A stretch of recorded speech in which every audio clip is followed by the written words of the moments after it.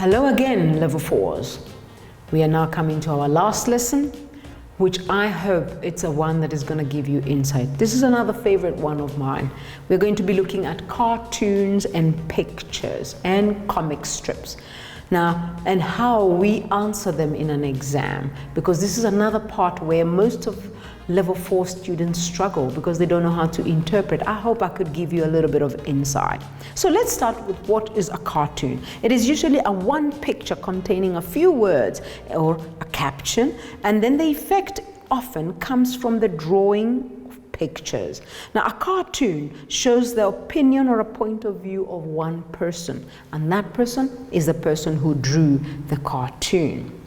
Now, cartoons make often fun of people, sometimes government people, sometimes important people, and they draw attention to that which is happening. And you know what is interesting? They also look around, just like a comist and an editor.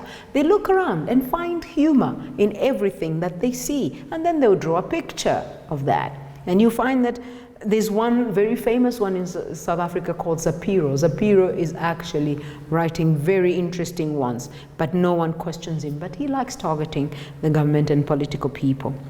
But anyway, back to comic strips. Comic strips are also very informative. Even those cartoons, just because they're making fun, we learn a few things from them. So if you look at a comic strip, which is a series of pictures drawn in little boxes called frames. That is why when they ask you questions, they tell you, look at frame 1, look at frame 2, look at frame 3, and so forth, because there's a sequence of the way they tell a story. So the story is told mainly in pictures and a few words, and then the words are usually those that are spoken by the character. Sometimes you'll find thoughts of the characters, where you'll find there's a whole caption and a little bit of bubbles inside of it. I hope I can share a few examples with you. Now, comic strips can also be printed in black and white. That is just for your information, but not very important.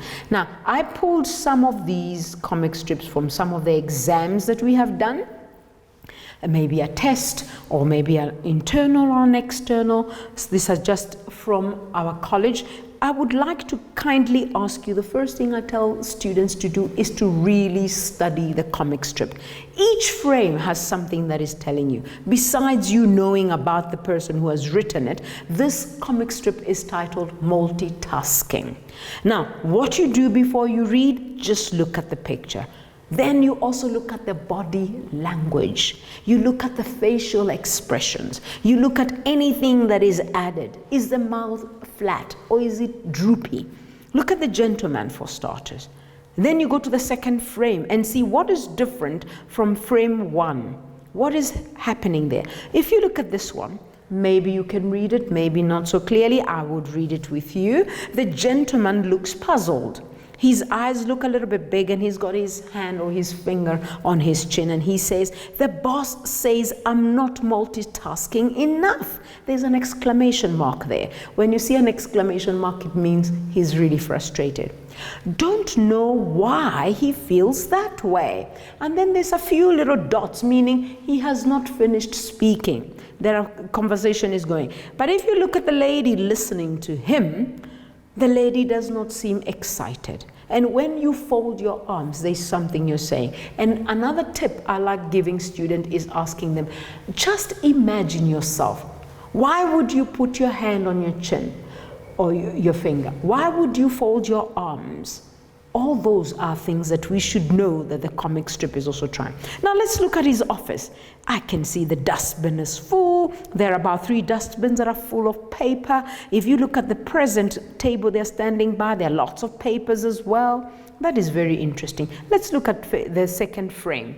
In the second frame, he continues speaking, but now his arms are out there open. I have Facebook, MySpace, Twitter, Yahoo, Gmail, and Google Reader. Oh, and Google Reader open. Sorry, I'm going to try and read that again. I have Facebook, MySpace, Twitter, Yahoo, Gmail, and Google Reader open while I work, and yet he thinks I don't multitask. And there's another exclamation mark. Now, I want you to look at the lady's eyes. Go to the first frame, her eyes are almost leveled with him. But if you look at the second frame, her eyes, the black spot is rolled up. And then we've got this bubble on her where there are little rounds there with plenty of exclamation marks. That means something. So everything that is happening here means something. Her mouth has not moved except for her eyes. But then we've got added. But if you look at the man, his arms are out, his mouth is open. Now that we know what is going on there, we have got the idea. It's all about multitasking, and it is about the gentleman and multitasking. We can go now to the questions. The first questions. If you look at frame 1, it denotes that the man is either worried, confused, concerned, or shocked. When you look at him, what would you assume? I hope you agree with me. I will say confused, because his finger is out there and he doesn't even understand what is going on. So the correct answer there is B. Then we are told, give a reason for your choice. Now we have plenty of things we could say. Don't go straight away to the words. It is always good when you look at a cartoon to go straight to the physical features. Now what is going to make us know he's confused? Because his finger is on his chin. And when he's there, he's wondering what's going on. And then besides the fact that he says, the boss says I'm not motivated. I don't know why he feels that way. So the question, I don't know why, it shows he's confused. So those two are going to give you the 2 marks that you see there. So don't just say the one, point out the 2. Next one, comment on the woman's body language. Now remember, it's 2 marks. When there are 2 marks, you need to be very careful. So you need to talk about 2 things. Now, what is the body language? She stands as though she is so fed up. When you fold your arms, you're almost reaching the end of you. The reason you would fold your arms is because you've got lots of questions. So that is the one with the body language. Then let's look at where she's standing. She doesn't seem like she's moving. She doesn't even seem like she's listening, especially when you fold your arms like that. Do you think she's listening? So 2 things we could say. She doesn't believe what the man is saying, and actually seems like she's agreeing with the boss. That's the reason she would fold her arms and just look straight at him. Let's look at the next one. Explain the humor in frame 2. Now, the humor in frame 2 will come from the writing that is there. I have Facebook, MySpace, Twitter, Yahoo, and all, and yet he thinks I don't multitask. What is the true meaning of multitasking? Is being able to do so many things at the same time. But clearly, if you are Googling, if you are on Facebook, if you are on Gtalk, are you multitasking? No, you're doing your social work. So that really is the humor part of it, that all these things he mentions are all social things. They're not even supposed to be at work. And what does the boss expect him to do? Clear his desk for starters, arrange the papers, empty the bins, be on his computer typing, and the list can go on. Let's look at the next one. What is the implicit message the boss is trying to send to the man? Remember what we talked about, implicit. It is a meaning that you have to figure out. And clearly when we look at this man, he's trying to figure out what the boss is trying to say. So the boss is saying, I'm not multitasking. The boss is trying to tell him, mister, your desk is untidy. Your bins are full. You are not even doing the work I expect you to do. That is what he means by multitasking. But you can see the man is so confused, he does not even understand what the man is saying. So the implicit thing that the boss is trying to say is, I would like to see you do your work, and a little bit of cleaning of your office will be also very good. Don't sit in a dirty environment. Clean it up. I don't think there's anybody who likes sitting in a dirty environment. So why would you not clean up after yourself? Moving along, because we have quite something to say. Let's look at the next one. What is the stereotype about men that is being reinforced here? I hope you realize by now that some of the words we were looking at in the previous lessons are coming back. Multimedia likes stereotyping. So what do you think is the stereotyping here when we talk about this man and multitasking? We all know many men are not good at multitasking. but that is generalizing. That is stereotyping. So this is just one of it. So the stereotype that is mentioned here is that we are making judgments that all men can never multitask. So let's go to the next question. Sorry about moving, but I hope this will help you understand and learn how to answer. Do you think that this is true about men? And then we explain our answer. First of all, by us just saying, is it true or not, we get 1 mark. Then the explaining, we can continue. And I mentioned a few. It might not be true for all men, so that's actually generalizing, because we have men who look after households while the women are working. What does that mean? This kind of men are able to multitask. So, but then that is one-sided. Some of you might say, yes, it is true about men. Men are not known how to multitask. They can never do this and the other at the same time. Remember, this kind of questions, it is definitely, now this is where the opinion comes, your own opinion. No one is going to judge you, but you will be judged by how well you support your answer, whether you say yes or you say no. Let's go to the next one. Number 8. In frame 2, what is the lady's reaction? Why do you think she reacted in this manner? So when we look at her, we can clearly see. First of all, we look at the bubbles in her. What is she? And then the eyes are rolled back. What do we say? Her reaction is showing that she does not even understand what that man is saying. She cannot even believe that the man would be talking or equating Facebook and MySpace in the same notion. She is wondering. That's why she's got exclamation marks. When you put exclamation marks, what do they mean? You are shocked. You are confused. But confused is not the best one.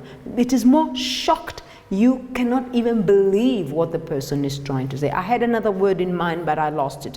But anyway, we'll carry on. But most of it, surprised. You are so surprised. You are so shocked that this man would look at my face, Facebook and MySpace and Twitter as multitasking. And then maybe she's also reacting like that because she looks at the office. She finds bins are full. By the time you get 3 bins full, it shows you're not actually working. So that is why she has that kind of reaction. Let's go to the last 2 so that we finish. Observe the man's body language in frame 2.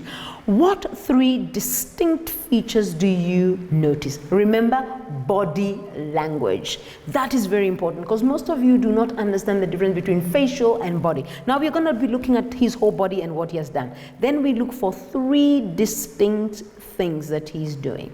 So, body language. We have 1, his arms are out that way. We have his eyes now are so big you can actually see they're rolled back. His mouth is also open, meaning he is really lost and confused. Those are the 3 distinct. If you compare in frame 1 and 2, the eyes are a little bit smaller, but in frame 2, the eyes are big. If you look at the mouth was not opened in frame 1, but in frame 2, it's opened.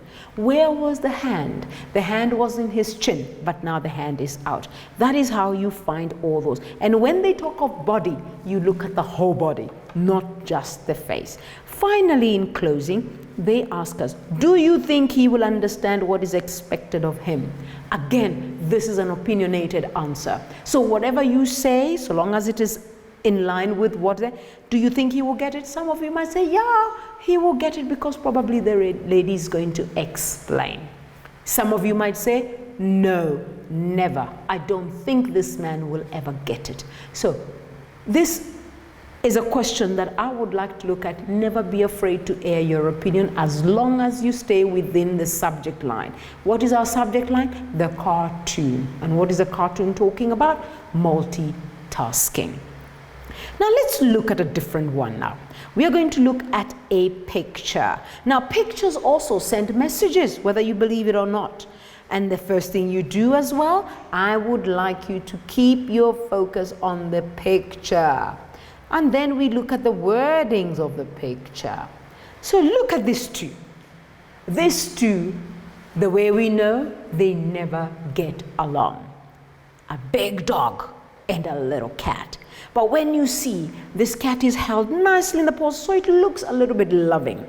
And then the cat looks like it's talking. So everything makes sense. You must be very observant. Remember what we said? Critical in everything that we see and everything that we read. Then it goes, okay, Ralph, let me explain it you again.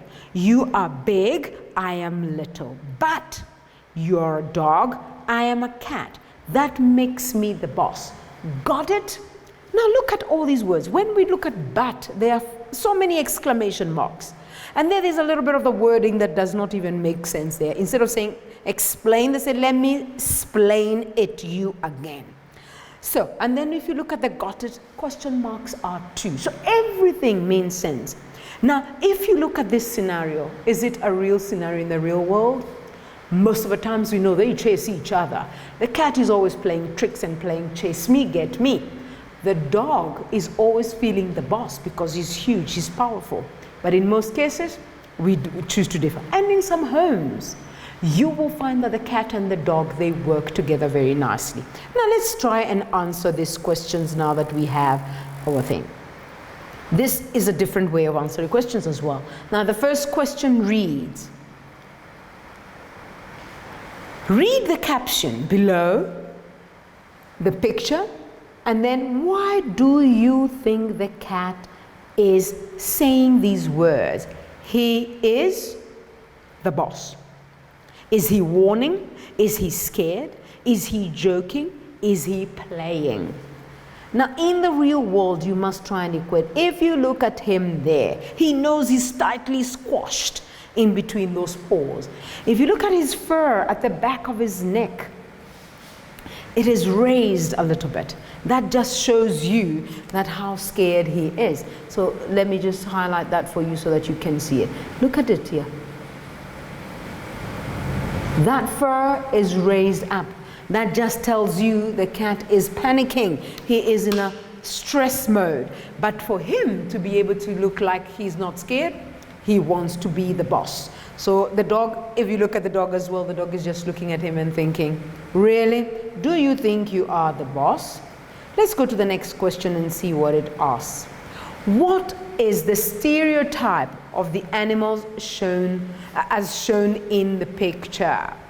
The stereotype here about these animals is that the dogs are the masters of the cats. And I think that is why the cat is saying that. He's telling Ralph, the dog, listen, everybody knows you're the master. Everybody knows we must fear you.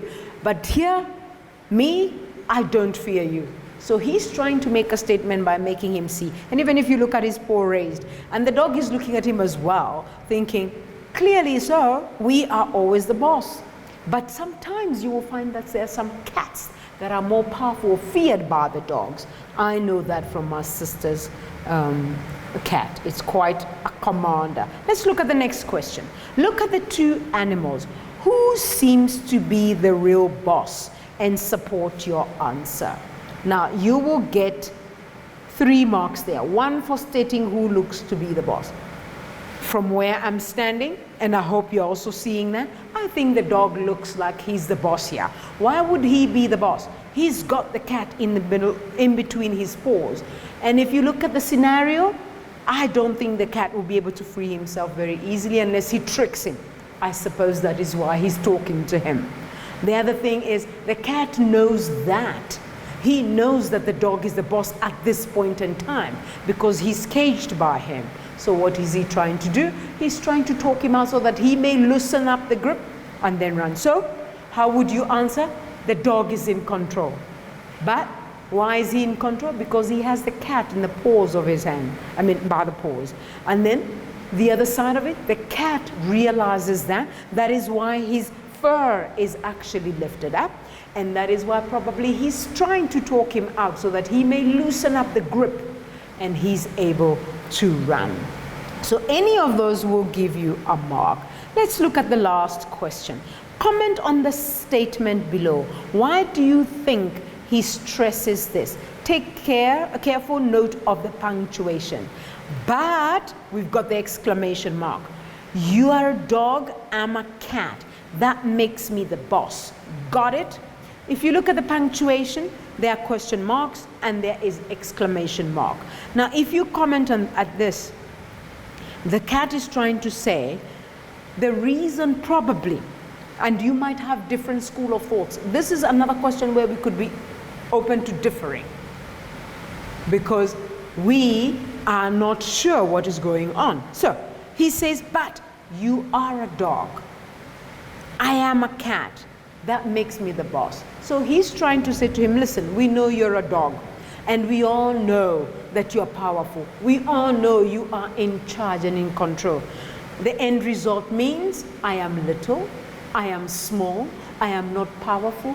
Hence, you need to be able to let me go. Meaning, if you let me go because I am big and you can't fight me, it means I am the boss. Every time you walk away from a situation and there's nothing that happens to you, you become the boss. I suppose that's how parents and children work.